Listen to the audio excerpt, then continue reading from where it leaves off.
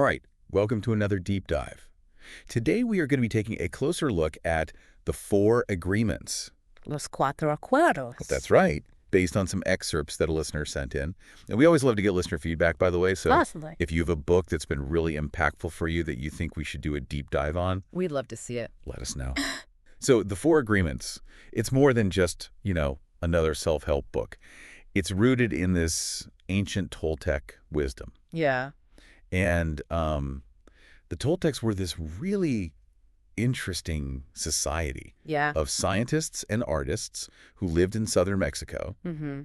And they, dedicated themselves to preserving this, spiritual knowledge for, thousands of years. Thousands of years. A long time. And their influence is, you can see it in places like Teotihuacan, Mm-hmm. that, incredible city with all the pyramids. It's pyramid. Yeah. It's fascinating to think about, the depth of their understanding going back that far. It's really interesting when you consider the Toltecs and this wisdom they developed and cultivated over such a long period of time, that it wasn't always something that was readily available. Because of things like the European conquest, and also because this knowledge was sometimes, used in ways that weren't necessarily for the highest good. Right. Like people maybe weren't ready for it or could have potentially misused it. Yeah, unfortunately, some folks who were learning these practices ended up misusing their personal power. Yeah. Makes sense that they would want to safeguard it then. Yeah. Protect it from falling into the wrong hands. Exactly. They wanted to protect it from those who might not be ready for it or who could potentially misuse it. But it's so important that it's available now. It's remarkable how it was preserved, though, passed down through generations of these, what are they called? Naguales, right? Naguales. Mm-hmm. The masters. The masters, yeah. So they kept this wisdom alive, Right. even when it was hidden for centuries. Yeah. And it's almost like they knew that a time like now would come where this ancient wisdom would be so vital for us, for all of humanity. Mm-hmm.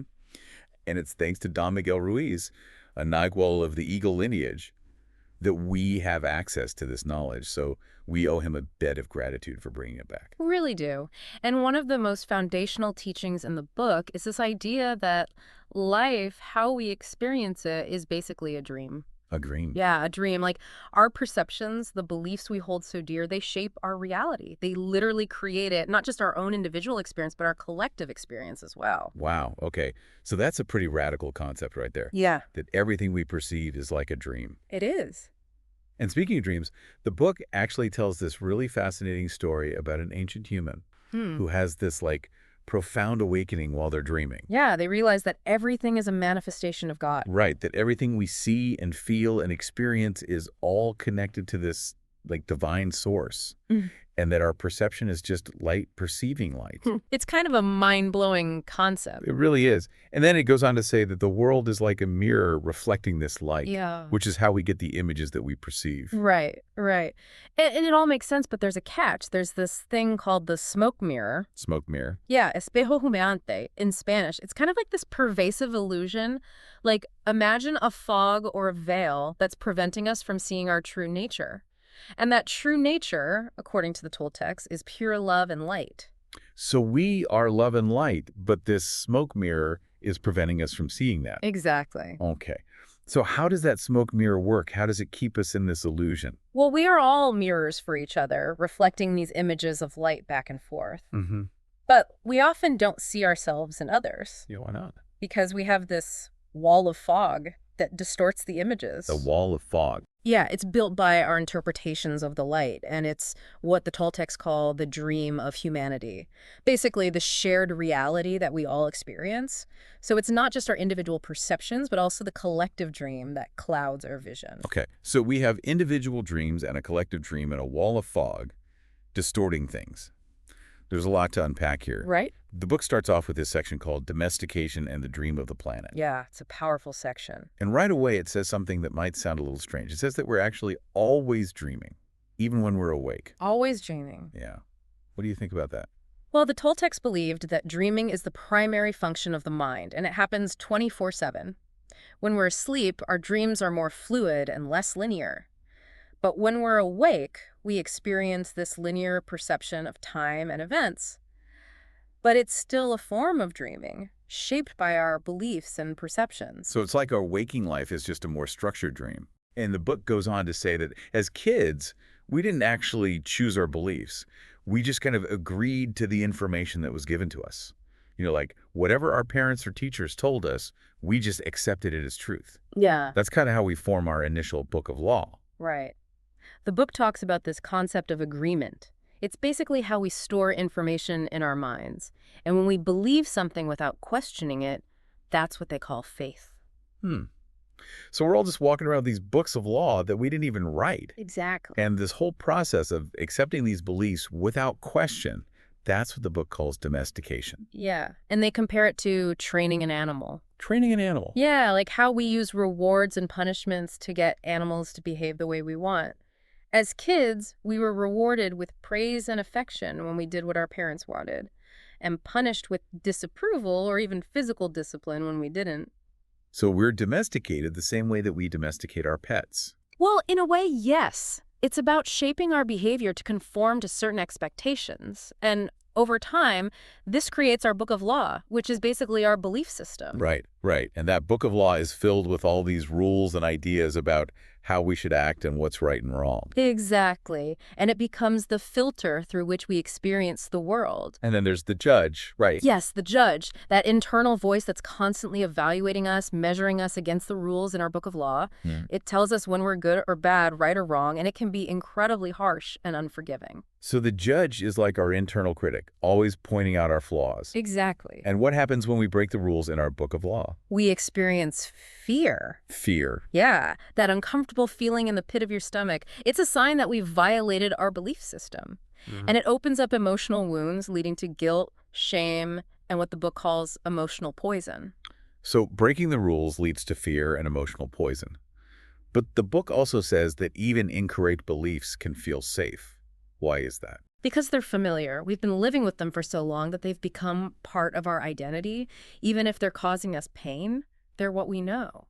So it's like we'd rather stick with the devil we know than risk the unknown, even if the unknown might be better for us. In a way, yes. We get attached to our suffering. It becomes a strange comfort zone. And unlike other animals who learn from a mistake and move on, we tend to punish ourselves over and over for the same mistake. Yeah, we can really get stuck in those cycles of self-recrimination, can't we? We can. And the book says that all of this domestication, the judge, the fear, the emotional poison, it all contributes to what it calls the dream of the planet, this shared nightmare of violence, fear, war, and injustice. It's a pretty bleak picture. It is. And it even compares this dream of the planet to the descriptions of hell in various religions. Yeah, that place of eternal punishment and torment. Right. A place where people are consumed by anger, jealousy, envy, and hate. And it makes you wonder, if we're all creating this collective nightmare, then aren't we all also capable of creating something better? We are. But first, we have to wake up from the nightmare. Exactly. The book argues that humanity's search for truth, justice, and beauty might actually be a reflection of the fact that we're not seeing those qualities within ourselves. We're looking for them externally because our belief systems are blocking us from experiencing them internally. So we're searching for something that's already within us. Exactly. But we're blinded by our own agreements and beliefs. And the Toltecs had a word for this mental blindness, this state of internal chaos. They called it mutode. Mitote. Yeah, it's like a fog in the mind, or a dream where there are thousands of voices all speaking at once, so you can't hear your own inner voice. So it's like our minds are so cluttered with thoughts and beliefs that we can't see clearly. Right. And this mitode makes us resist life. It makes us afraid to truly live and express ourselves. And what's the biggest fear, according to the book? The biggest fear is actually not death. Not death. It's the fear of living fully. Yeah, it's the fear of being ourselves, of expressing our true nature. Because we've been so conditioned to live by other people's expectations, we're afraid of being rejected or judged. So we end up living these kind of half-lives, afraid to take risks or to really go after what we want. Exactly. And this fear stems from a feeling of inadequacy, like we're not good enough or worthy enough to be ourselves. We're constantly comparing ourselves to others and judging ourselves against these impossible standards of perfection. Yeah. And the book says that we often treat ourselves worse than anyone else ever could. Like, The level of self-criticism and judgment that we inflict on ourselves is often far harsher than anything we experience from the outside world. So we're our own worst enemies in a way. In many ways, yes. We internalize the negativity and judgment that we've been exposed to, and we turn it against ourselves. And that's where the four agreements come in. They offer a path to freedom from this self-inflicted suffering. Right. And the first agreement is, be impeccable with your word. It sounds simple, but it's incredibly profound. Why our words specifically? Because words have power. They're the tools we use to create our reality. The book describes it as a gift from God, this power to create with our words. It even references the Gospel of John, in the beginning was the Word. Right. It highlights the creative force that resides within language itself. And our intentions, our thoughts and feelings, Yeah. they're all expressed through our words. Exactly. Our words reveal who we are. They're a window into our souls. So every time we speak, we're either creating beauty or spreading poison. It's true. Words are a double-edged sword. On the one hand, we can use them to inspire, to uplift, to create connection and understanding. Right. But on the other hand, We can use them to hurt, to manipulate, to spread fear and negativity. and the book even goes so far as to say that misuse of words is a form of black magic. It is, because when we use our words carelessly, we're essentially casting spells on ourselves and others. And the book gives this really powerful example of Hitler, how he used his words to manipulate an entire nation into a world war. It's a chilling example of the destructive power of words. Yeah. Hitler activated people's fears and prejudices, planting seeds of hatred and violence. And those seeds grew into a nightmare. They did. So it's really important to be mindful of the seeds that we're planting with our words. Absolutely. The human mind is like fertile ground. Mm-hmm. Whatever seeds we plant there will grow. If we plant seeds of fear and doubt, Yeah. we'll reap a harvest of negativity and suffering. But if we plant seeds of love and kindness, we'll create a more beautiful and harmonious world. So it's not just about what we say to others, but also what we say to ourselves. Right. Yeah. Our self-talk is incredibly powerful. If we're constantly putting ourselves down, telling ourselves we're not good enough, we're essentially casting a spell of self-sabotage. Exactly. We're creating a self-fulfilling prophecy. So how can we be more impeccable with our word? How can we use this power for good? Well, the book defines impeccability as without sin. And sin, in this context, means anything that goes against ourselves. So being impeccable means not using our words to harm ourselves or others. Exactly. It means taking responsibility for our words, choosing them carefully, and using them to create beauty and harmony. It's like we have this incredible power to shape our reality with our words. We do. And it's up to us to use that power wisely. It really is. The book gives this really poignant example of a mother who unknowingly casts a spell on her daughter's singing voice. Oh, tell me about that. Well, the daughter loves to sing, but she's a bit shy. And one day the mother says something like, "Oh, honey, you're a sweet singer, but maybe you should stick to singing in the shower." Ouch. Yeah. And the daughter internalizes that comment, starts to doubt her own abilities, and eventually stops singing altogether. Wow. That's a really powerful example of how our words can have unintended consequences. Right. And it often happens unconsciously. We don't realize the power of our words, especially when they come from people we love and respect. And speaking of misusing words, the book has some really strong words about gossip. Oh yeah, gossip is a big no-no in the Toltec tradition. They see it as the worst form of black magic. Why is that? Because gossip is pure poison. It spreads negativity and creates conflict. It's like a virus that infects our minds and hearts. Exactly. And it feeds the mitote, that chaos and confusion in our minds. Right. We get so caught up in judging others and spreading rumors that we lose sight of our own inner peace. So the first agreement is all about using our words consciously and intentionally to create beauty and harmony instead of negativity and conflict. Exactly. The second agreement is don't take anything personally. Now, this is a tough one for a lot of people. It is, because we're so used to taking things personally, aren't we? We are. But the book reminds us that nothing other people do is because of us. It's always because of them. Their actions and words are a reflection of their own reality, their own dreams, their own beliefs and experiences. So even when someone insults us or criticizes us, it's not really about us. It's about them. Exactly. The words are just a projection of their own internal state. Right. Like if someone calls you stupid, Yeah. it's more likely that they're feeling insecure about their own intelligence. And when we take things personally, we're essentially giving our power away to other people. We are. We're letting their opinions and judgments dictate our own self-worth. The book says that taking things personally is one of the main ways that we create suffering in our lives. It is. Because when we believe that other people's actions and words are a reflection of our worth, we become incredibly vulnerable to emotional pain. And we end up living in a constant state of fear and reactivity. Always worried about what other people think of us, always trying to please them. Right. And the book says that even compliments can be harmful if we take them personally, It's true. because we start to depend on that external validation.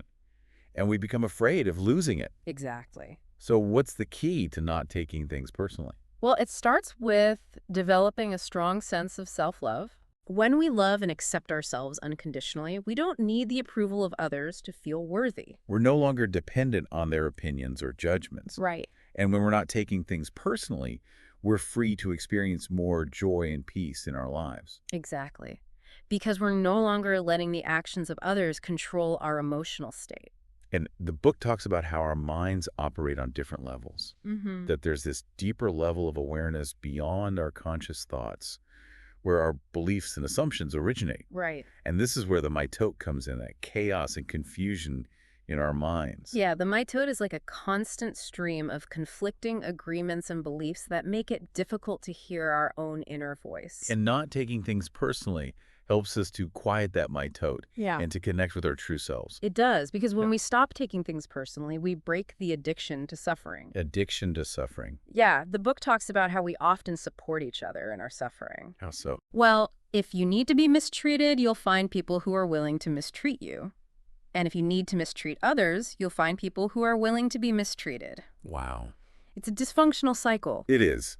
But the second agreement, don't take anything personally, can help us to break free from that cycle. It can. And the book says that combining the first two agreements, be impeccable with your word and don't take anything personally, Yeah. can eliminate 75% of the negative agreements that we've made in our lives. That's huge. It is. So if you're looking for a way to create more peace and happiness in your life, those two agreements are a great place to start. They really are. So we've covered the first two agreements. The third agreement is don't make assumptions. Oh, assumptions. Yeah. They can get us into so much trouble, can't they? They really can. The book says that our mitote, that mental fog, often leads to misinterpretations and misunderstandings. Right. We see and hear what we want to see and hear, rather than what's actually happening. We fill in the gaps with our own stories and interpretations. Exactly. And this is especially true when we don't understand something. The book gives an example of someone seeing a person they like, smiling at them, and then assuming that it means they're interested in a relationship. Right. And then they build up all these expectations based on that assumption, and they're inevitably disappointed when it turns out that the other person wasn't actually interested. Ouch. Assumptions can be really painful. They can. And they're especially dangerous in our close relationships. Yeah. Because we tend to assume that our loved ones know what we're thinking and feeling without us having to say anything. Right. We expect them to be mind readers, Exactly. and then we get upset when they don't meet our unspoken expectations. The book gives the example of a wife getting angry at her husband for not doing something that she never actually asked him to do. Classic. Right. She just assumed that he should know what she wanted. And these kinds of assumptions happen all the time in our relationships. They do, Yeah. with our partners, our friends, our family members. It's like we're constantly setting ourselves up for disappointment. We are. And the book says that the reason we make assumptions is because our minds need to justify and explain everything in order to feel safe. So we're trying to create a sense of order and control in a world that often feels chaotic and unpredictable. Exactly. And we do this by filling in the gaps in our knowledge with our own assumptions. And the problem is that our assumptions are often based on our own fears and insecurities, not on reality. Right. So we end up creating a distorted view of the world. The book says that we often make assumptions because we're afraid to ask questions. Yeah, we think it's dangerous or impolite to ask for clarification. Or we're afraid of what we might find out if we do ask. Exactly. And the book says that one of the biggest assumptions we make is that everyone sees the world the same way we do. Right. And that can lead to a lot of fear and judgment because we're afraid that if people see the world differently than us, they're going to judge us or reject us. And it can prevent us from being our true selves. Exactly. We're afraid to be vulnerable because we're afraid of being hurt. But the book reminds us that true love is about accepting people exactly as they are, even if they're different from us. It is, and it suggests that we should seek out relationships with people who we don't feel the need to change. So, how can we stop making assumptions? The book has a simple solution. Ask questions. Just ask. Yeah. Have the courage to ask for clarification when you're not sure about something. And don't assume that you know what the other person is thinking or feeling. Exactly. Ask them. And when we stop making assumptions, we can start to communicate more clearly and honestly. We can. And that can lead to more fulfilling and harmonious relationships. Absolutely. The fourth agreement is always do your best. This one might sound obvious, It does. but it's actually more nuanced than you might think. Oh, so?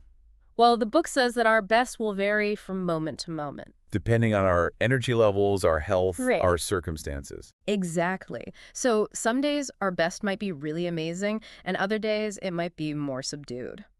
But the key is to always strive to do our best, whatever that looks like in the moment. Exactly. And the book says that when we always do our best, we avoid self-judgment and regret. We do, because we know that we're putting forth our full effort, even if the results aren't what we hoped for. Right. And it's important to remember that doing our best doesn't mean striving for perfection. No, it doesn't. It just means being fully present in each moment and giving it our full attention and effort.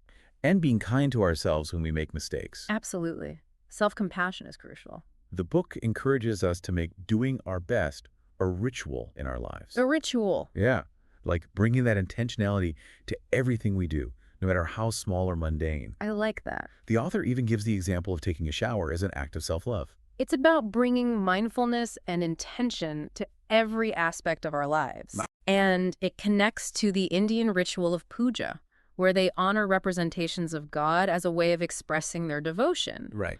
And the book suggests that the best way to say, I love you, to God or to life itself, is to always do our best.